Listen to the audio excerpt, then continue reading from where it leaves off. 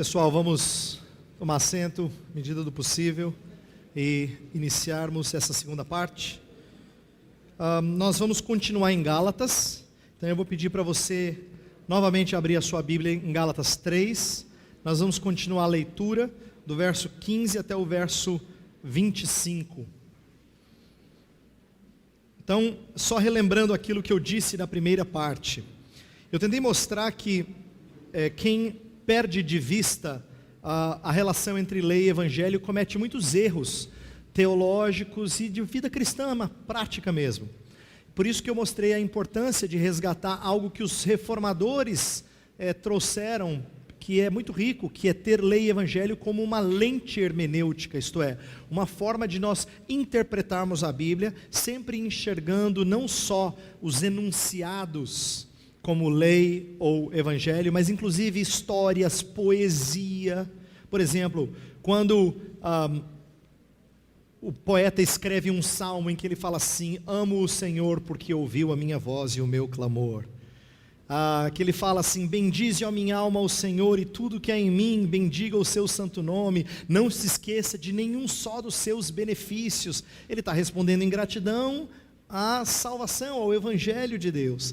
E isso está presente em todas as escrituras, por isso eu estou propondo que a gente aprenda a enxergar essa lente hermenêutica. Agora, a gente vai ler um segundo trecho de Gálatas 3, que eu intitulei A Lei Não Invalida a Promessa. Gálatas 3, de 15 a 25, vou ler um trecho que termina numa passagem bem conhecida, e eu quero tentar caminhar para chegar nela e mostrar a clareza e a riqueza dela. Então vamos ler a partir do verso 15. Irmãos, falo como homem, ainda que uma aliança seja meramente humana, uma vez ratificada, ninguém a revoga ou lhe acrescenta alguma coisa. Ora, as promessas foram feitas a Abraão e ao seu descendente. Não diz e aos descendentes, como se falando de muitos, porém como de um só, e ao teu descendente, que é Cristo. E digo isso, uma aliança já anteriormente confirmada por Deus, a lei, que veio 430 anos depois, não a pode abrogar, de forma que venha a desfazer a promessa. Porque se a herança provém de lei, já não decorre de promessa, mas foi pela promessa de Deus, não foi pela promessa que Deus a concedeu gratuitamente a Abraão. Qual, pois, a razão de ser da lei? Foi adicionada por causa das transgressões, até que viesse o descendente a quem se fez a promessa, e foi promulgada por meio de anjos, pela mão de um mediador. Ora, o mediador não é de um, mas Deus é um. É porventura a lei contrária às promessas de Deus? De modo nenhum. Porque se fosse promulgada uma lei que pudesse dar vida, a justiça, na verdade, seria procedente de lei. Mas a Escritura encerrou tudo sob o pecado, para que mediante a fé em Jesus Cristo fosse a promessa concedida aos que creem. Mas antes que viesse a fé, estávamos sob a tutela da lei, nela encerrados, para que essa fé que de futuro haveria de revelar-se, de maneira que a lei nos serviu de aio, para nos conduzir a Cristo, a fim de que fôssemos justificados por fé. Mas tendo vindo a fé, já não permanecemos subordinados ao aio. Vamos orar novamente? Senhor, mais uma vez diante da Tua palavra nós pedimos iluminação. Afinal, esse é um livro precioso, rico, belo, simples na sua mensagem básica de salvação, mas extremamente profundo e perplexo, no sentido de nós ficarmos perplexos diante da sua riqueza, da sua complexidade. Nós pedimos que então o Teu Espírito abra os nossos olhos, nos faça enxergar as maravilhas da Tua lei, como diz a Tua palavra, e que saiamos daqui animados por conhecermos mais do Evangelho e da lei de Cristo. Oramos em nome dEle. Amém. Ok, vamos lá. Eu quero agora falar de um outro aspecto de lei, que eu só mencionei na primeira parte, mas que eu não entrei para deixar para a segunda parte. Eu quero mostrar como lei está relacionada à aliança. Por quê? Porque frequentemente as pessoas que desprezam, não é todo mundo que pensa assim, mas alguns evangélicos que desprezam a lei, eles conectam a lei com a aliança de Moisés, a chamada aliança mosaica, e eles dizem, como a aliança mosaica cessou, então a lei já não tem mais lugar. Como ela perdeu a sua eficácia, isto é, a aliança, então a lei também não tem mais a função. E eu quero mostrar então como entendermos essa aliança mosaica, de maneira muito simples, mas como entendermos a lei e a relação dela com a aliança mosaica, para que a gente entenda o que acontece com a vinda de Jesus Cristo em relação a essas coisas, tá? Vai ser só um início, tem muito mais coisa para a gente compreender, mas quem sabe amanhã e depois no nosso debate de sábado a gente possa articular mais disso. Quero começar com o verso 17. Ele diz assim, e digo isto, uma aliança já anteriormente confirmada por Deus, a lei, olha só, ele chama a lei de aliança. Ele está falando da lei dada a Deus, dada por Deus ao povo, por intermédio de Moisés, e ela foi dada num contexto de aliança. Quando Deus deu a lei ao seu povo, Ele não deu lei a alguém que deveria adquirir aprovação de Deus. Presta atenção agora para você entender essa relação de lei e aliança. Quando Deus dá a lei ao seu povo, no domingo eu vou ter chance de expor um pouquinho do contexto por detrás dos 10 mandamentos. E eu já vou adiantar uma coisa que eu acho importante você compreender. Quando Deus vai conferir, vai passar a lei ao povo, Ele passa num contexto de aliança. Por quê? Porque a aliança ela é feita previamente. A lei é o que vai ditar esse relacionamento. Então, Deus não chama o povo e fala assim, não terás outros deuses diante de mim. Se você não tiver, eu vou ser seu Deus. Ele não fala assim. Ele não fala assim, não farás para ti imagem de escultura. Se você não fizer, eu vou te abençoar. Ele não fala assim, não tomarás o nome do Senhor teu Deus em vão. Se você não tomar o meu nome em vão, então pode contar comigo. Deus não fala assim.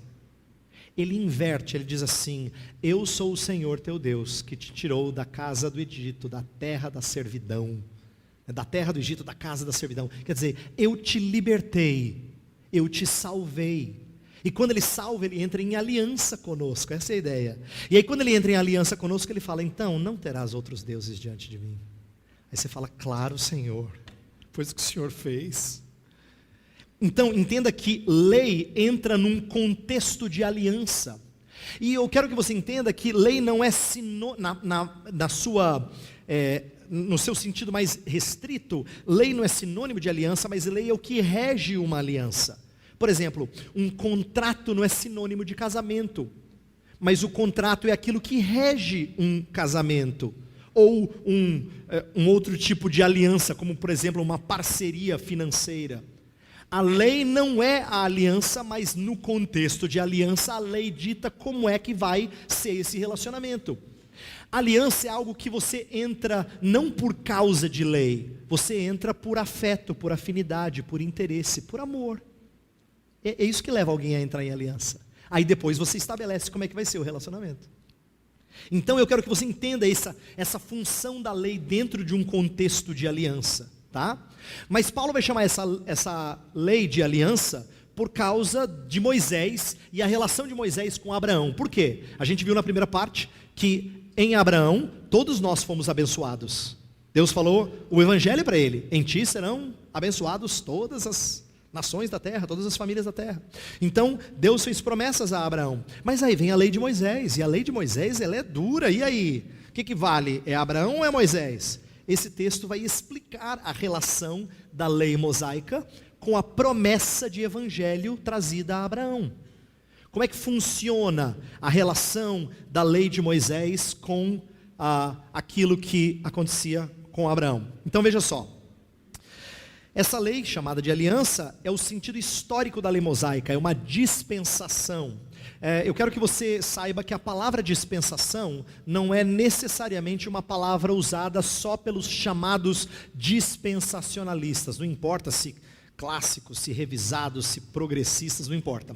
A palavra dispensação é uma palavra usada para falar de períodos da história da redenção. E todo mundo, independente da linha teológica dele, todo mundo usa isso. A dispensação de Moisés, portanto, é o período no qual a lei de Moisés passou a vigorar para o povo. E ela vigorou de tal forma que o povo tinha que se pautar pela lei. Por exemplo, na época do período dos reis, quando alguns reis fizeram o que era mal perante o Senhor e até esqueceram da lei de Deus e perverteram tudo, um dos reis encontrou o livro da lei na casa do Senhor. Que surpresa, hein? Você já não leu esse texto e ficou assim? Eu senti que esse texto é uma ironia, né? De Deus. É uma ironia de Deus. Deus falando assim, onde é que você acha que tinha que estar mesmo? Ele encontrou, para você ver como a casa do Senhor estava mal frequentada, né? Estava tão fechada e o culto estava tão poluído, que quando fizeram a limpa na casa do Senhor, encontraram o livro da lei, olha só. E aí quando encontraram o livro da lei, o rei conduz o povo ao arrependimento. O rei Josias conduz o povo ao arrependimento, porque encontraram o livro da lei na casa do Senhor. Então veja, o livro da lei era o que pautava a conduta do povo. O povo percebeu pelo livro da lei recém-encontrado que eles estavam totalmente fora do padrão. Como eles estavam fora do padrão, Josias conduz a uma reforma religiosa para que o povo então se conforme novamente à aliança. E o que ele faz? Ele renova a aliança com o Senhor. Presta atenção. A aliança, portanto, é um ato de unir-se baseado em amor, e a lei vai simplesmente articular como é que esse amor vai ser expresso. É por isso que Josias renova a aliança, e aí, presta atenção no livro da lei, porque a lei vai mostrar como é que se relaciona em aliança com Deus. Agora, qual era o propósito dessa dispensação mosaica, desse período em que a lei de Moisés vigorou? A partir da lei dada por Deus lá no deserto e durante todos os séculos seguintes. Qual era o propósito? A primeira coisa que eu quero deixar clara, que tem a ver com o que eu já disse na primeira palestra, mas eu quero voltar agora, é de que não era salvar pelas obras. Essa ideia de que no Antigo Testamento as pessoas eram salvas pela obediência à lei, ela é uma ideia falsa e ela não combina com aquilo que não só o Novo Testamento diz, mas o próprio Antigo Testamento diz. Veja só, Romanos 4 é um texto que fala que Abraão foi salvo não por obras, mas pela fé, a mesma justificação pela fé que eu e você recebemos em Cristo Jesus, nós também, Abraão também recebeu. Só que tem vários textos do Antigo Testamento que mostram isso, e eu quero trabalhar bastante agora, nessa segunda parte, com passagens do Antigo, para você entender à luz de Gálatas, como é que essas passagens do Antigo têm que ser lidas. Então, por exemplo, Deuteronômio 4, é uma passagem linda, eu preguei nela recentemente na igreja onde eu pastoreio, e essa é uma passagem em que Deus, por intermédio de Moisés, meio que adivinha o que vai acontecer na história do povo. Ele fala assim, vocês vão me abandonar, vocês vão adorar outros deuses, eu vou levar vocês para o cativeiro, ele fala tudo isso. Aí, de lá do cativeiro, quando vocês se voltarem para mim e se arrependerem, eu vou trazer vocês de volta. Eu vou trazer vocês de volta, eu vou abençoar vocês. Ele conta a história antecipadamente. Ele diz em tom de advertência, mas é uma advertência, sabe boca de mãe? Quando ela fala assim, vai chover. Sabe? Vai dar errado esse negócio. Não, mãe, deixa comigo. Vai dar errado. Ela falou, porque ela sabe. Pois Deus fala exatamente o que vai acontecer a história do povo. Mas é assim, Deus está dando o trailer antecipado. Está dizendo, você vai fazer assim, você vai buscar outros deuses e tal, mas eu vou trazer você de volta. E Deus mostra então a sua graça. Presta atenção, o texto de Deuteronômio 4 não é um texto em que Deus fala assim, e quando você tomar juízo, aí eu vou te receber de volta. Não é assim. Deus recebe graciosamente um povo quebrado, um povo com falhas. Por exemplo, o texto de 2 Crônicas 7,14 que eu mencionei aí, é um texto que você já ouviu várias vezes. Se o meu povo, que por mim se chama, confesse humilhar e orar, eu ouvirei as suas preces e sararei a terra. Ele está dizendo assim, eu vou atender aquilo que está sendo dito, aquilo que está sendo proferido em oração. Eu vou atender isso. Portanto, no Antigo Testamento, as pessoas também eram alvo da graça divina. Ezequiel 37 é uma passagem linda. Eu gosto da oração de Daniel 9. Eu coloquei várias passagens só para você depois, quando você for ver o vídeo, anotar, você estude essas passagens. Daniel 9 é uma das orações mais lindas da Escritura, na minha opinião. Daniel chega para Deus depois de 70 anos no cativeiro, e ele fala assim, Senhor, nós temos pecado e procedido perversamente. A ti pertence a justiça, mas a nós o corar de vergonha, como hoje se vê. E aí ele vai falando dos pecados do povo. Lembra, Daniel era um homem justo, aquele homem que orava, que dependia de Deus, mas ele se identifica com o povo e o pecado do povo e o pecado dele. Mas a parte linda da oração é no finalzinho, quando ele fala assim, Senhor, ouve e atende, não por nós, mas por amor ao teu nome. Atende, Senhor, a nossa oração, ouve a nossa prece, abençoa o teu povo, livra o teu povo. Perceba, Daniel não está apelando assim, Senhor, eu sou um profeta fiel, não é assim que ele está falando. Ele fala assim, Senhor, ele acabou de dizer que o povo não atendeu a Deus, ele acabou de dizer que o povo procedia perversamente, mas ele termina a oração dizendo, Senhor, não por nós, mas por causa do teu nome, da tua glória, atende a nossa oração. Isso é evangelho, isso é graça. Portanto, isso está presente em todo o Antigo Testamento, e esse era o ponto do apóstolo Paulo, quando ele diz lá em 3:11, que a gente já leu, é evidente que pela lei ninguém é justificado diante de Deus, ele está querendo dizer para você, ninguém no Antigo Testamento, gente, se ninguém foi justificado por obediência à lei, não tente vocês agora fazer isso, não caminhem por essa trilha. Ele está tentando mostrar que ninguém é justificado pela lei, até porque no Antigo Testamento, salvação também era pela graça divina. Então, eu quero agora passar a explicar como é que lei funciona nessa aliança legal. Se não é caminho de salvação na prática, porque ninguém consegue obedecê-la, então como é que ela funciona como aliança legal? Então aqui que eu quero começar mostrando algumas diferenças, e depois eu vou mostrar semelhanças entre a antiga aliança, ou dispensação, e a nova aliança, ou nova dispensação, tá? Eu quero mostrar, e aqui eu vou refletir minha teologia, óbvio, como eu entendo que há diferenças significativas entre Antigo e Novo Testamento, mas não essenciais. O Deus da graça e o Deus que profere lei no Antigo Testamento não muda as regras do jogo depois que Jesus Cristo vem. Diz assim, agora é o seguinte, agora a gente vai fazer diferente. Não, o mesmo Deus de ontem é o Deus de hoje e é o Deus de amanhã. E o mesmo evangelho pré-anunciado a Abraão vai ser anunciado em Cristo Jesus. Portanto, eu quero mostrar que tipo de diferenças tinham e por que essas diferenças são circunstanciais, não essenciais. Então vamos começar com a antiga dispensação ou antiga aliança. Primeira coisa, eu quero mostrar que quando Deus proferia ali leis, e se o povo obedecesse às leis, eles seriam abençoados, Deus estava tratando de bênçãos temporais. O que é temporal? É bênção desta vida, bênção, são coisas materiais e coisas daqui, que apontam para realidades espirituais. Por exemplo, Deus prometeu que o povo teria uma terra, e o povo não conquistou esse direito, Deus graciosamente prometeu o povo levar para uma terra.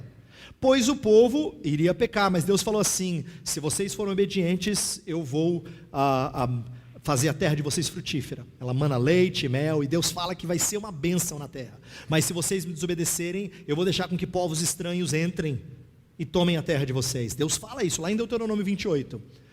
Por que Deus está tratando da terra?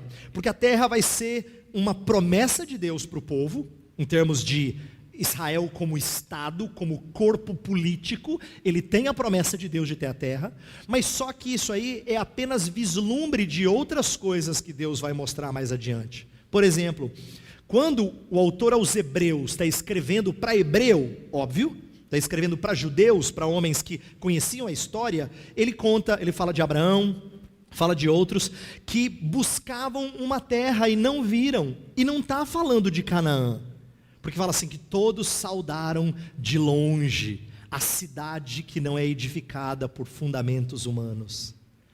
Portanto, essa terra aponta para outras coisas mais sublimes que Deus tem prometido para o povo.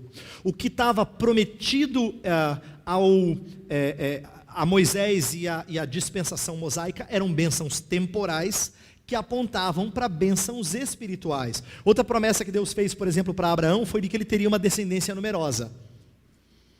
E ele teve, em termos de povo, de sangue, ele teve uma descendência numerosa. Tanto é que uma das coisas que o autor faz questão de narrar, o autor sacro faz questão de narrar, é que em Êxodo o povo começa a se multiplicar tanto, que aí Faraó começa a ficar preocupado.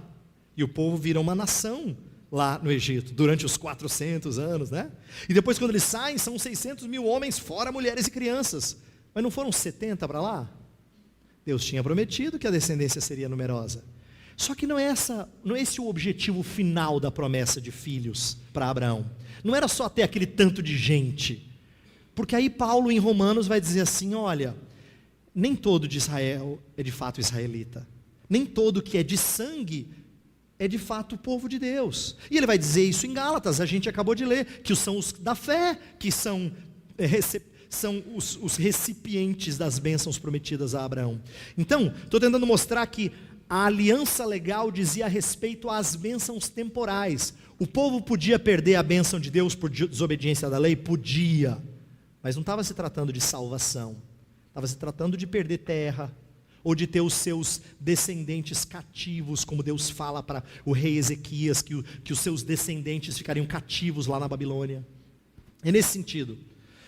A antiga aliança ela tem menos clareza na revelação das realidades espirituais. Por exemplo, se você quiser estudar vida após a morte no Antigo Testamento, você não acha com tanta clareza. Você tem tanto no Novo Testamento e no Antigo, às vezes você ouve assim, um servo de Deus, tipo Ezequias, falando assim, Senhor, eu não posso ir para a sepultura, porque o morto, ele não pode te louvar. Como se fosse assim uma coisa cruel. Aí no Novo Testamento Paulo fala assim, para mim o morrer é lucro. Aí você fala assim, não, eles foram para duas escolas dominicais diferentes, não é possível. Não é, porque Ezequias está falando com olhos, com parte da revelação. Paulo já está falando com a revelação mais plena. Lá Ezequias não pode olhar com tanta alegria assim para a sua morte, por causa das circunstâncias também. Paulo já diz, Senhor, se eu for é lucro. Então isso é para mostrar que tem certas realidades no Antigo Testamento que não estão tão claras. Elas são tornadas mais claras no Novo Testamento. E é por isso que a gente está fazendo o sentido inverso, olhando Gálatas primeiro para depois enxergar algumas coisas do Antigo, tá? A revelação estava em desenvolvimento. Inclusive algumas coisas eram transitórias. Por exemplo, Deus trouxe leis que depois vão ficar óbvias de que elas só serviam um propósito passageiro, como por exemplo, derramar o sangue de animal. Lá em Hebreus, o autor vai dizer assim, você sabe que isso não perdoa pecado, né? Mas era para apontar para o Cordeiro sem mácula, Jesus Cristo. E aí vai mostrar então por que essas leis eram transitórias. Por que elas serviam esse papel. Por exemplo, as leis ligadas ao tabernáculo ou ao templo. Deus deixa que o templo seja destruído na época das invasões lá da Babilônia, tal. Depois ele é reconstruído, mas aí no período interbíblico Israel vai ficar debaixo do domínio de vários grupos diferentes. E Herodes vai reconstruir esse templo e depois ele vai ser destruído no ano 70. E todo mundo frustrado porque o templo é a bênção de Deus. Mas aí Jesus Cristo lembra a mulher samaritana que você não adora nem aqui nem lá, mas em espírito e em verdade. Por quê? Porque esse templo simplesmente aponta para outra coisa mais linda. Em Apocalipse 21 fala assim que lá não há tabernáculo, Deus tabernacula com o seu povo. Entendeu? Isso vai ficar mais claro no finalzinho da revelação. Tem coisas que são transitórias. A gente não reconstrói o templo de Salomão, entendeu?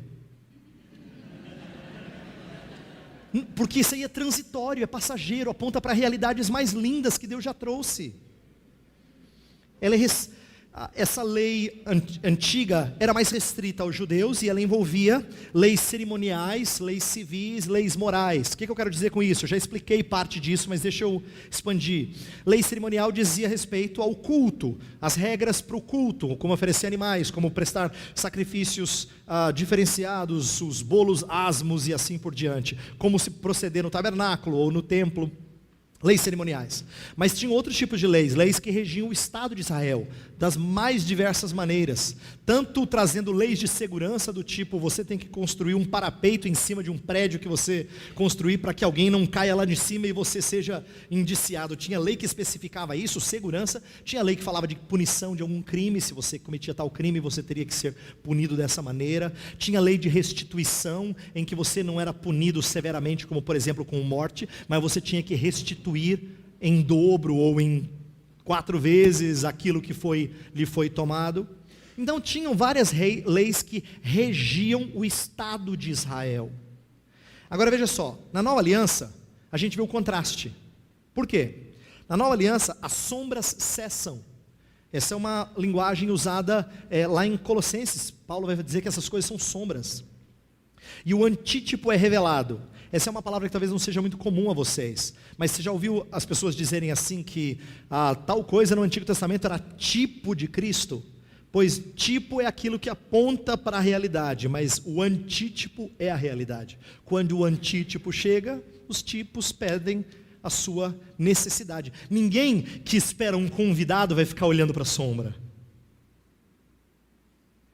Ninguém que espera a entrada triunfal do rei vai ficar olhando para a sombra do manto dele. Essa ilustração é ridícula, eu sei, mas ela ilustra quão ridículo é não olhar para o rei, e sim para as coisas que apenas apontavam para o rei. Entendeu?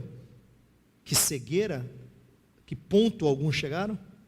De olhar para a sombra ao invés da realidade. Em Cristo Jesus a revelação atinge o ápice. Havendo Deus outrora falado muitas vezes, de muitas maneiras aos pais pelos profetas, nestes últimos dias tem nos falado pelo Filho. E ele não é qualquer um, ele é a expressão exata do ser de Deus. Ele é o ápice da revelação. Deus foi construindo para chegar em Cristo Jesus. Se na nova aliança ela tem caráter transitório, na antiga aliança caráter transitório, na nova aliança ela é permanente. Por exemplo, Jesus Cristo institui um sacramento em que ele fala assim, que depois de beber com os discípulos naquele momento, ele beberia de novo no reino. Ele está dizendo para mim e para você que um dia a gente vai sentar à mesa com o nosso Salvador e participar da ceia, com o próprio Cordeiro. Já pensou? Aí você fala assim, para quê, pastor? Ele já vai estar lá. Talvez por uma razão. Eu e você não teremos mais pecado no dia que estivermos lá, mas a gente nunca vai poder se esquecer de onde que Ele nos tirou. Para todo o sempre e sempre, eu e você vamos cantar, digno é o Cordeiro que foi morto. Porque faz parte da lembrança que nos carrega e nos move a louvá-lo. Por isso é permanente. Ela é aberta aos gentios. Lembra as promessas feitas a Israel no Antigo Testamento? O israelita estava tão acostumado a ser assim, o povo regalado, né? Que lá no livro de Atos, quando os outros que não são israelitas começam a receber a bênção do Espírito, alguns vão dizer assim, mas como assim, o mesmo Espírito que nós recebemos? Aí Pedro diz, mas então, por que eu não deveria batizá-los? Eles receberam o mesmo Espírito. Até Pedro está meio assim, confuso. Porque ele imaginou que Deus abençoaria gentios. Deus sempre abençoou, mas com a mesma coisa. Aí Paulo vai dizer, sim, vocês são co-herdeiros das mesmas promessas. Efésios 3:6. Aberta aos gentios. E no Novo Testamento, o que a maioria da igreja cristã defende, é que apenas a lei moral é que permanece em vigor. A gente vai falar um pouquinho mais disso em outros momentos, então por hora vai ficar nisso aí. Bem, se tem diferenças, tem algumas metáforas para ilustrar essas diferenças, para distinguir a antiga da nova aliança, antiga aliança da nova aliança, né? Então, por exemplo, Atos, Romanos 1 fala de promessa e cumprimento. Então, no Antigo Testamento a gente tinha promessa de certas coisas, no Novo Testamento nós temos o cumprimento delas. Sombra e substância, já falei desse, de Colossenses 2. As coisas do antigo eram sombras de Cristo, agora a substância que é Cristo chegou. Quando a substância chega, você não dá mais atenção à sombra. Letra e espírito, essa é uma das mais mal usadas, não é? Letra mata. E as pessoas usam para uma coisa que não tem nada a ver, achando que diz respeito a estudar muito, ou coisa do tipo. Na verdade, Paulo está mostrando que a letra da lei, sem o espírito da lei, ele não tem força, ele não tem vida. Então, uma das coisas é comparar letra e espírito, assim como escravidão e liberdade. Lá em Gálatas 4, que é uma passagem que a gente não vai estudar, ele usa Agar e Sara e ele faz uma metáfora, ele usa uma alegoria para dizer que Sara representa a aliança de liberdade e Agar representa a aliança de escravidão. Então ele compara escravidão e liberdade. E particular e universal. Por exemplo, no Antigo Testamento as coisas eram prometidas ao povo de Israel. No Novo Testamento as promessas são alargadas para todos os povos.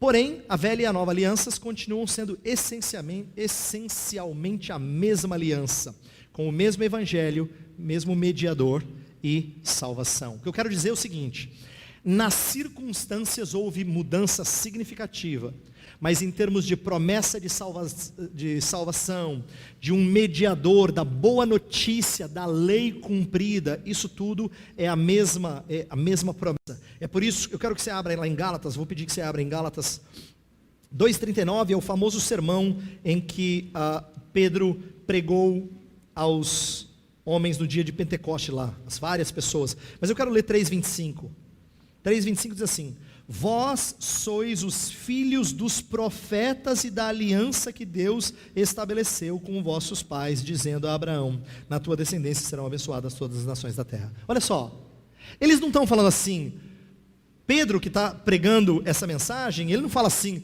vocês são de outra aliança, não tem nada a ver com o antigo, não é isso que ele fala. Ele fala, vós sois filhos da aliança com Abraão, dos vossos pais, vocês são herdeiros da mesma promessa de salvação, da mesma aliança. Está vendo o elemento de continuidade? Ele está mostrando que a salvação, o mediador, o evangelho são os mesmos, por isso que ele usa essa expressão de filhos da aliança que Deus estabeleceu com vossos pais. Não é rompimento, e sim continuidade de promessas. Por isso é que eu quero mostrar algumas semelhanças entre os testamentos, para a gente não ficar com aquela dicotomia que eu falei que alguns têm, de que Antigo é lei e Novo Testamento é graça. De que Antigo você era salvo pela lei, no Novo Testamento você é salvo pela graça. Olha a semelhança entre os testamentos. Somos herdeiros das mesmas promessas a Isaac. Volta lá para Gálatas. Gálatas 3, fala exatamente isso no verso 29. Fala assim, Gálatas 3, 29. Diz assim, e se sois de Cristo, também sois descendentes de Abraão e herdeiros segundo a promessa. 4:28. Vós, porém, irmãos, sois filhos da promessa, como Isaque. Assim como Abraão teve outros filhos, não só Isaque, né? E não é só o contraste de Isaque com uma outra descendência, mas fala que Abraão teve vários filhos e filhas, mas o da promessa foi Isaque, esse foi o da promessa, e diz, vocês também são filhos da promessa, a promessa a Abraão é a mesma para vocês, ele está mostrando essa continuidade. A promessa então é sinal de que havia evangelho no Antigo Testamento, aquilo que eu já falei na primeira parte da nossa palavra hoje à noite. Abraão foi salvo pela fé, e isso é verdadeiro da nossa salvação também.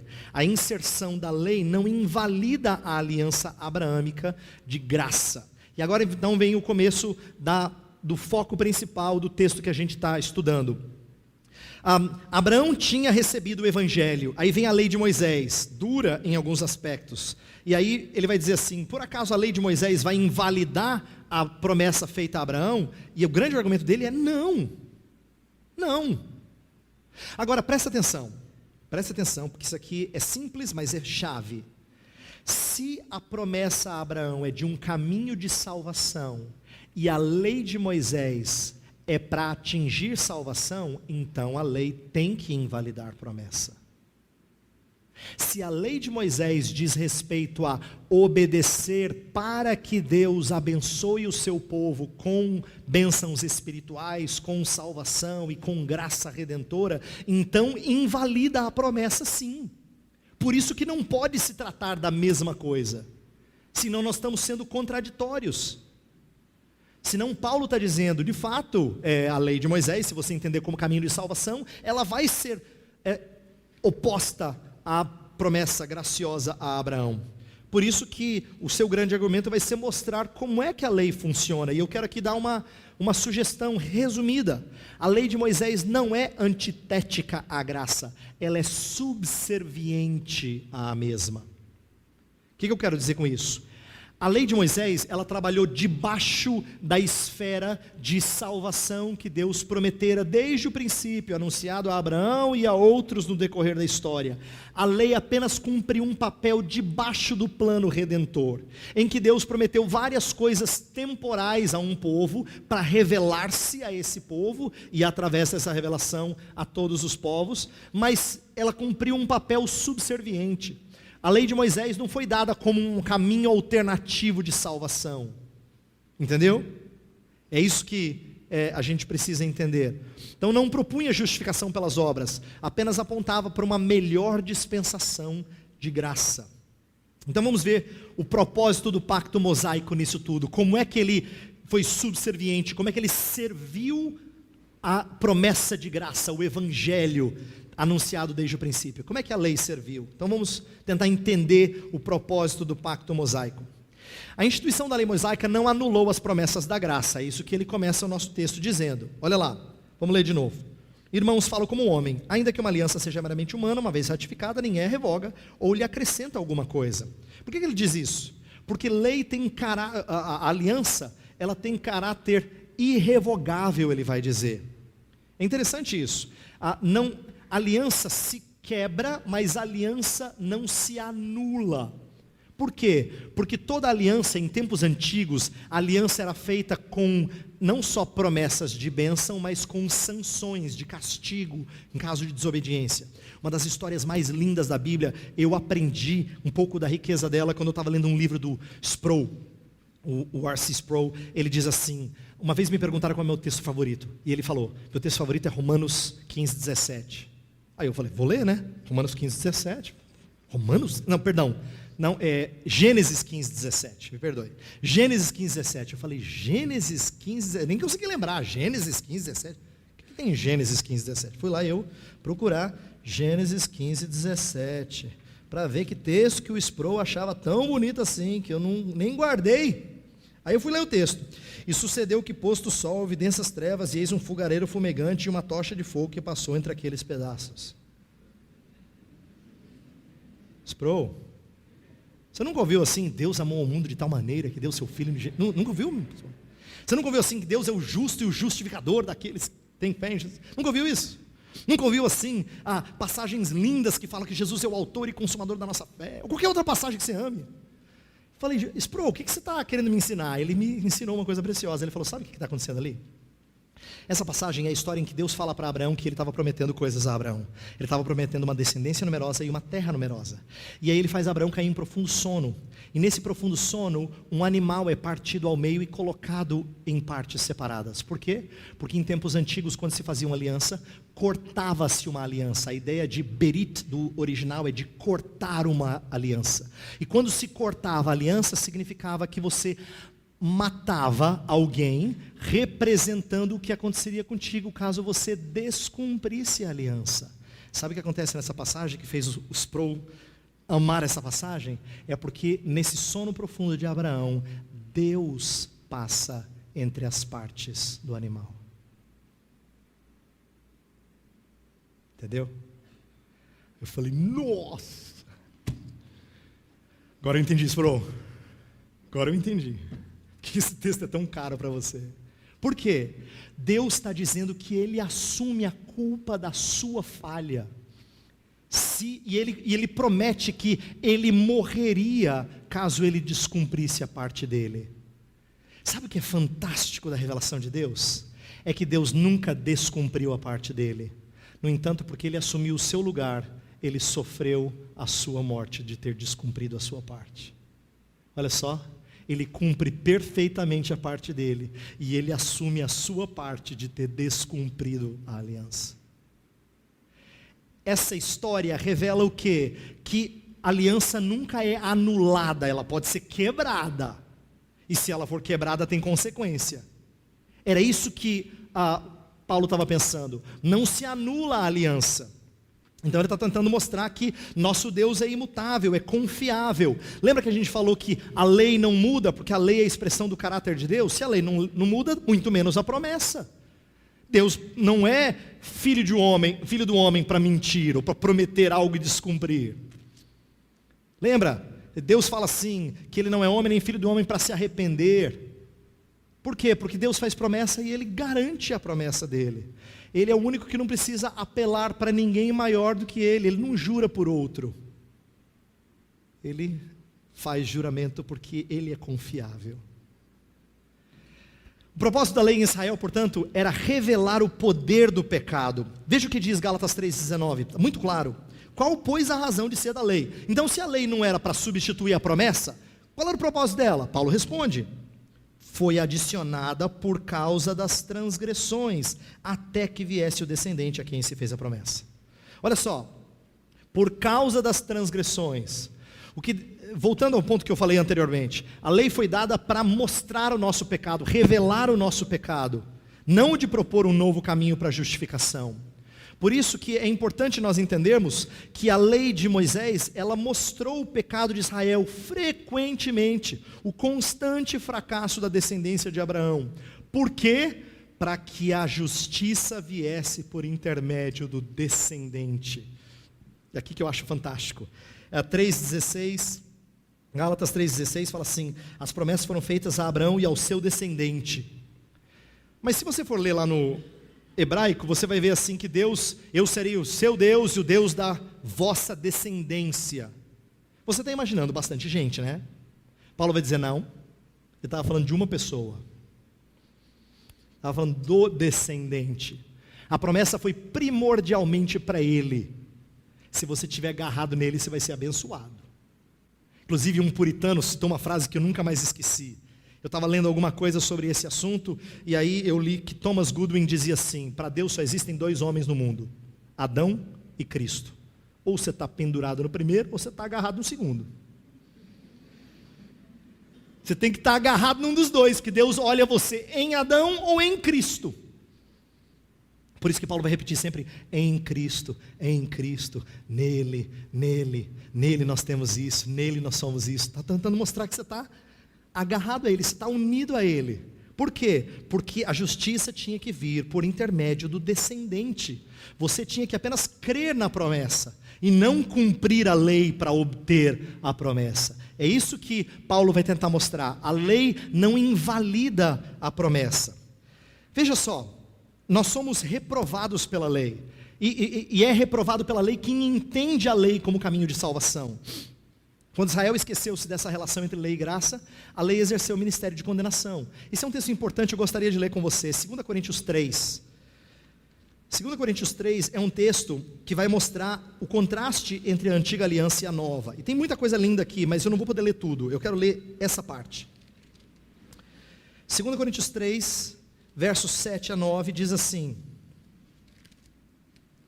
e se o ministério da morte, gravado com letras em pedras, se revestiu de glória, a ponto de os filhos de Israel não poderem fitar a face de Moisés, por causa da glória do seu rosto, ainda que desvanecente, como não será de maior glória o ministério do Espírito? Porque se o ministério da condenação foi glória, em muito maior proporção será glorioso o ministério da justiça. Está comparando a dispensação de Moisés com a dispensação de Cristo. Só que ele chama a dispensação de Moisés de ministério da condenação. Por quê? Se Moisés é tão glorioso assim, se era servo de Deus, se era um homem de Deus, por que ministério da condenação? Tem uma razão. Porque as pessoas que entenderam o caminho de Moisés como um caminho de salvação, entraram em caminho de condenação. Maldito todo aquele que não cumprir todas as regras da lei. Ele falou em Gálatas 3, um pouco antes, no texto que a gente estudou na parte anterior. Então, para aqueles que andaram por esse caminho de lei para serem aprovados por Deus, foi um caminho de condenação, sim. Os que se comportam como se a lei mosaica fosse um pacto legal para se obter vida, estão cegados por um véu. Só Cristo traz liberdade àqueles que estão debaixo da antiga aliança. Olha lá, versículo 14 em diante. Mas os sentidos deles se embotaram, pois até o dia de hoje, quando fazem a leitura da antiga aliança, o mesmo véu permanece. Olha só, eles não enxergam, não lhes sendo revelado que em Cristo é removido. Mas até hoje, quando é lido Moisés, o véu está posto sobre o coração deles. Olha que triste. Eles enxergam Moisés como sendo um caminho de agradar a Deus. Eles não perceberam Cristo. Eles não viram Cristo. Eles estão velados. Sabe o que tem que acontecer com eles? Revelação. Eles têm que ter a glória de Cristo reveladas. E olha o que vai ser dito aqui, verso 16. Quando, porém, algum deles se converte ao Senhor, o véu lhe é retirado. Verso 17, ora, o Senhor é o Espírito, e onde está o Espírito do Senhor, aí a liberdade. Quer dizer, quando o Espírito adentra a vida de alguém, ele liberta esse alguém e faz enxergar a glória da salvação em Cristo. Portanto, nós, os que tomamos o caminho de lei, somos reprovados pela lei. E isso aconteceu várias vezes na história de Israel. Isso é uma das coisas que eu acho lindas da gente entender. Quando você olha para a história de Israel, você vai ver falha após falha, após falha, após falha. Quer ver? Período de Josué, depois que Moisés deu a lei, o povo está indo bem, conquista Jericó, depois tem uma rezinha lá em Ai, mas depois volta a conquistar. Aí Josué fala assim: pessoal, continuem, eu vou partir, mas continuem, sirvam ao Senhor, eu e a minha casa serviremos ao Senhor. Aí todo mundo fala assim: nós também. Livro dos Juízes. Aí a história é de constante paganismo, adoram outros deuses, aí Deus levanta um juiz, liberta, aí eles, enquanto vive o juiz, ficam bem, depois morre o juiz, aí eles servem outros deuses, se tornam cativos de outras nações, clamam ao Senhor, Deus misericordiosamente levanta o juiz, liberta o povo, aí o povo agradece ao Senhor, mas dura pouco tempo, que depois volta, e esse ciclo se repete. Mas esse período dos juízes passa e finalmente vem os reis. Agora vai para frente. Com a monarquia o negócio vai. Eles disseram isso. Eles disseram: nosso problema é que não tem rei. Se tivesse rei a gente ia para frente. Essa nação seria melhor. Vem o rei e rei após rei tem motivação espúria, gera divisão logo no começo, e ambos os reinos experimentam cativeiro. O reino do norte já se desencaminha desde o início. Você lê a história lá em Reis ou em Crônicas, se era do reino do norte, fez o que era mal perante o Senhor, fez o que era mal perante o Senhor, fez o que era mal perante o Senhor. É só assim, é decadência até que a Assíria tome e destrua o reino do norte. Mas ele tem o reino do sul, de vez em quando tem um rei bom, fez o que era reto perante o Senhor. Você fala: esperança! Oh, que coisa boa. Aí vem, fez o que era mal perante o Senhor. Você falou: rapaz, estava indo bem. Aí vem um, faz o que era bom, e depois é mal, e cativeiro babilônico. Aí você fala: pronto. Lá se foram as duas partes do reino de Deus. Mas o povo que voltar do cativeiro, esse vai aprender a história. Você fala assim: agora, depois da surra do cativeiro, tem que aprender, não é possível. Tem que aprender a vencer a idolatria. O que acontece? Retornam para a terra, mas logo apresentam problemas. O livro de Malaquias, o último do Antigo Testamento, já começa a apresentar que o povo está falhando de novo. A história do Antigo Testamento inteira é assim.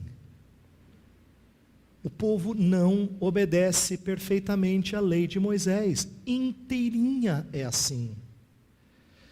O que eu aprendo com isso? Nenhuma dessas falhas invalidou a promessa. Porque mesmo assim, Deus trouxe Jesus Cristo. Não é fantástico isso? Deus não disse assim: não vou Messias, não tem mais Messias não. Não dá, vocês não dá. Não dá, pessoal. Não tem isso. Nenhuma dessas falhas invalidou a promessa. A promessa continua de pé. E Ele cumpre. Um dia lá, na pequenina Belém, numa estrebaria, ouve-se um choro. Não é qualquer menino.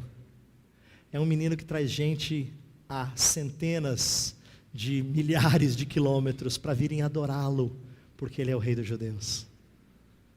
Isso aí é porque as falhas não invalidaram promessa. Lei acabou conduzindo ao Evangelho. Mesmo quando a lei não foi cumprida, ela conduziu ao Evangelho. Até quando parece que tudo estava indo muito mal, graças a nós, Deus, graças a Ele, trouxe o Evangelho de salvação. Olha só que coisa espetacular. E por que eu quero que você entenda isso? Porque isso aqui é muito lindo, não só para a história de Israel, para a nossa história. Nossa infidelidade não nos priva da promessa. Essa é uma das coisas que mais conforta o coração pecador, como o seu e o meu. Porque nós não somos os melhores companheiros de Deus. A gente canta que é amigo de Deus, mas no fundo a gente faz cada coisa de inimigo. A gente o trai de maneira tão injusta e tão vil. Mas olha o que a gente aprende com isso. Deus perdoa definitivamente os pecados do seu povo. E eu só vou pegar passagens do Antigo Testamento. Lembra Miqueias 7? Miqueias 7 é aquele texto que fala que Deus lança os pecados nas profundezas dos mares. É um lugar inatingível. Deve até botar plaquinha assim: proibido pescar. Né? Para dizer assim: não resgate, se está perdoado, está definitivamente perdoado. Oséias 14 é uma mensagem de esperança no final de um livro repleto de pecado, de infidelidade. Deus fortalece os que estão abatidos em meio aos fracassos do povo de Deus. Isaías 40 fala que os que estão fracos, eles terão o seu vigor renovado e voarão com asas como de águias. Jeremias era o profeta que sempre chorava, porque Deus dava umas missões para ele muito difíceis. Fala para um povo que não vai ouvir. Você vai ter que falar para esse povo, mas ele não vai se arrepender. Mas Deus fortalece Jeremias. Mesma coisa com Abacuque. Deus fala assim: eu vou trazer castigo, destruição. Aí Abacuque fica perplexo. Mas Deus, no finalzinho, lhe dá uma visão da sua gloriosa força e poder e honra, e ele termina dizendo assim: Senhor, todavia, eu me alegro no Senhor. Deus fortalecendo o seu povo, mesmo em meio a falhas. Esses homens todos, Isaías, Jeremias, Abacuque, estão profetizando em tempo em que o povo está em pecado, mas Deus está fazendo promessa. O que é isso? É evangelho. É evangelho. Deus é o marido que não só permanece fiel, mas continua amando sua esposa infiel. Jeremias 31:3 fala assim: com amor eterno eu te amei, e com benignidade te atraí. O que eu acho fantástico do amor de Deus é que Deus ama e sempre vence. Os que Ele ama, no final sempre se voltam para Ele, se curvam diante do seu amor poderoso e triunfante. Ezequiel 16 é uma das passagens mais fortes de toda a Escritura. Deus descreve o pecado de Israel como sendo de uma mulher adúltera, e dá descrições explícitas do que uma mulher adúltera faz com os seus amantes. Mas no final Deus promete o quê? Salvação. Seu amor ainda promete nos renovar. Ezequiel 36 fala de substituir um coração de pedra por um coração de carne. Jeremias fala da aliança que não cessa mais, encravar a lei no coração. Tem tanta promessa linda. Eu estou mostrando para vocês só textos do Antigo Testamento, e só são promessas de salvação. Por quê? Porque mesmo no Antigo Testamento, o mesmo Deus de graça não deixava com que a infidelidade do povo anulasse a promessa. Não é verdade que essa trajetória de pecado trouxe glória ao Redentor? No finalzinho daquele texto que eu li lá de 2 Coríntios 3, fala que Cristo teria maior glória. Pois eu digo para você que glória Ele teve. Lá em Hebreus 2 fala assim que Ele assumiu glória, de glória e de honra foi coroado. De que glória está falando? Glória de Redentor. É porque Ele remiu o seu pecado e o meu pecado e ressurgiu dentre os mortos, que Ele se tornou ainda mais glorioso. Sabe o que eu acho fantástico do plano de Deus? Ele deixa eu e você tropeçarmos e fazermos algumas barbaridades, e no final das contas o Filho dele sai com o nome acima de todo nome. Não é fantástico isso? O Filho dele sai com o nome acima de todo nome. A transitoriedade da lei. Agora eu vou chegar para a parte final do texto para a gente fechar. A lei mosaica surgiu para aviltar o pecado, para tornar o pecado visto, né? Até que viesse Cristo. Gálatas 3,19, a gente já leu isso. A lei, portanto, não é contrária à promessa, pois ambos propõem vida. Porém, como a lei não pode dar vida, a promessa o fez. Deixa eu explicar isso. Paulo, em Romanos 7, fala uma frase que às vezes não tem sido atentada por muitos. Paulo fala assim: o preceito que me fora dado para a vida, se me tornou para a morte. Por que o preceito foi dado para a vida? Porque quando Deus deu preceitos na sua palavra, desde o início de Gênesis a Apocalipse, sempre foi com a intenção de que o povo vivesse por eles. Por exemplo, Levítico 18:5 é uma passagem que Paulo gosta e cita 2 vezes nas suas cartas. Uma das vezes está aqui em Gálatas 3. Ele fala: aquele que obedecer os preceitos viverá por eles. O próprio Jesus usou essa passagem. Quer ver? A passagem mais famosa que eu consigo lembrar para ensinar esse preceito a você. Jesus foi perguntado para um mestre da lei: o que eu posso fazer para herdar a vida eterna? Parece a história do jovem rico, mas essa é outra. Aí Jesus fala assim: o que você sabe dos mandamentos? Como é que você os resumiria? Aí ele fala assim: amarás o Senhor teu Deus de todo o teu coração, de toda a tua alma, de todo o teu entendimento, de toda a tua força, e amarás o teu próximo como a ti mesmo. Esses eu acho que são os 2 mandamentos que resumem tudo. Aí Jesus falou: muito bem, respondeste bem. Ele fala: faze isto e viverás. Você não quer fazer alguma coisa para ganhar a vida eterna? Ama o Senhor Deus com tudo que você é o tempo todo, e ama o teu próximo desprendidamente o tempo todo, e aí você vai ter vida. Ninguém consegue. Mas o que esse texto está revelando para a gente? É que se fosse possível, a obediência perfeita à lei, nós teríamos vida. O que me fora impossível à lei, porque estava enferma a carne, esse é o problema. É que a carne está enferma, então porque a carne não consegue fazê-lo, o Evangelho, a promessa o fez. E é isso que está dito lá em Gálatas 3, 21 e 22, quando fala assim: é porventura a lei contrária às promessas de Deus? De modo nenhum, porque se fosse promulgada uma lei que pudesse dar vida, a justiça na verdade seria procedente de lei. Ela não pode dar vida. O problema está na lei? Não, está em nós. Mas a Escritura encerrou tudo sobre o pecado, para que mediante a fé em Jesus Cristo fosse a promessa concedida aos que creem. Isto é, não foi pela lei que você conseguiu vida, foi por Jesus. Então, nesse sentido, a lei ela foi preparatória. O que isso significa? A lei de Moisés, ela cumpriu uma função. Ela mostrou, vez após vez, durante todo o Antigo Testamento, que o povo não conseguiria. Obedecer lei, não dá. Totalmente não dá. E nesse sentido, a lei funcionou como aio. Está lá no verso 24. Esse talvez é o verso mais conhecido de toda a passagem que a gente leu aqui. Que a lei serviu de aio. Aio é a palavra grega paidagogos, de onde a gente tira pedagogia. Mas o que para nós hoje é sinônimo de ensino, na época era o escravo, que tinha duas funções. Uma delas era conduzir, dirigir, levar o seu tutelado, e muitas vezes uma função disciplinar. Ele corrigia. Então, sabe história de Brasil antigo, quando tinham as amas e os escravos que serviam os senhores, e muitas vezes educavam as crianças mais do que os senhores de terra? Era mais ou menos isso que um escravo fazia, um paidagogos. Era aquele que tinha função diretiva e disciplinar.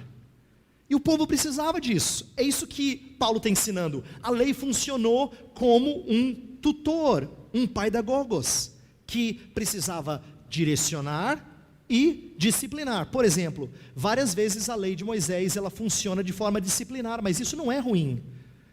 Eu tenho criança pequena. E com criança pequena não basta a gente conversar e raciocinar. Muitas vezes a gente tem que impedir, e impedir com disciplina. Se você fala assim: filho, não atravessa a rua porque é perigoso, e ele não entende o que é perigoso, é possível que ele atravesse a rua. Para você é suficiente dizer isso, mas para um menino pequeno não é. É por isso que pai muitas vezes tem que cercear a liberdade de quem é menor.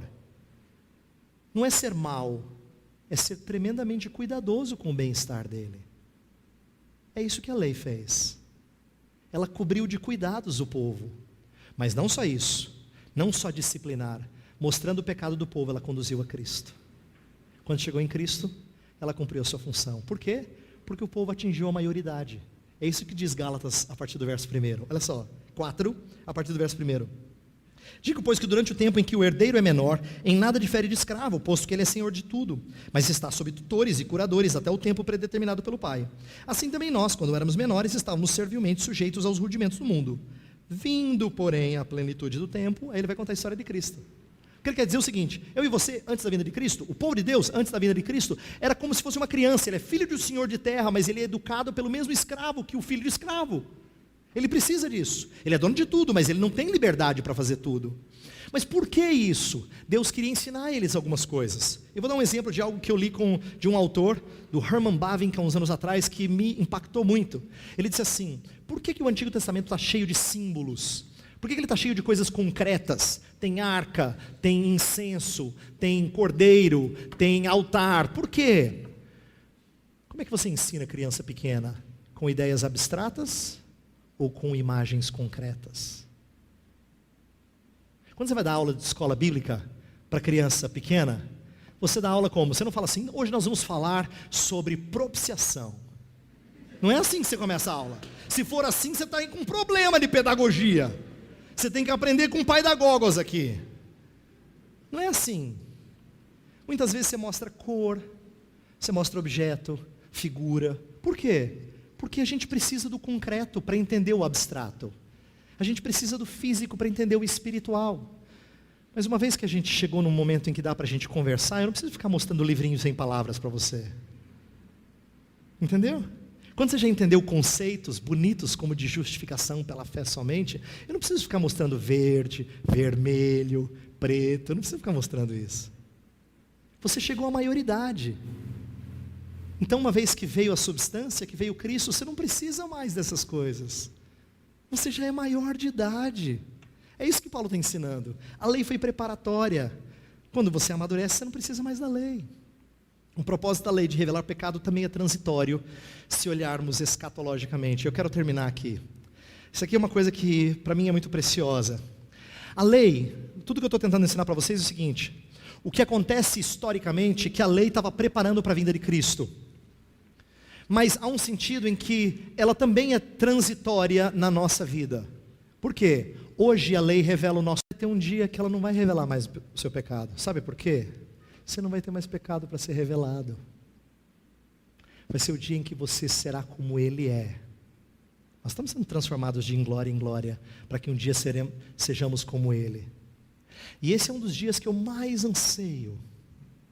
Eu digo para as pessoas, e eu já disse isso várias vezes em mensagens pelo Brasil afora, de que uma das coisas que mais incendeia o meu coração é pensar que um dia eu e você vamos estar cultuando a Deus e a gente não vai precisar separar um tempo para confessar pecados.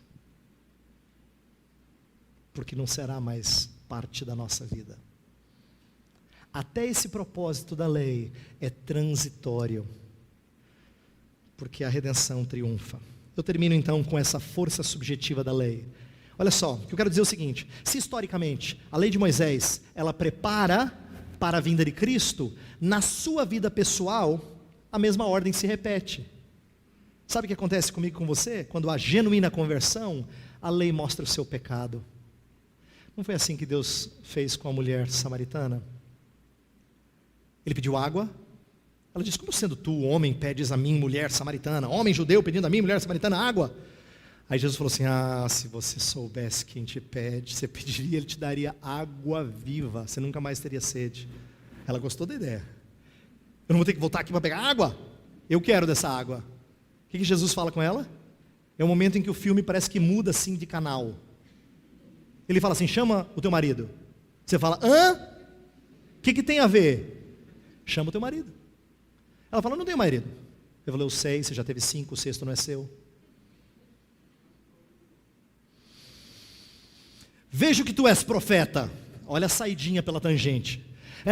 Já que o senhor é profeta, me diz uma coisa: tem gente que adora em Gerizim, tem gente que adora em Jerusalém, onde é que o senhor acha que a gente tem que adorar? Olha Jesus trazendo a conversa de volta para o eixo.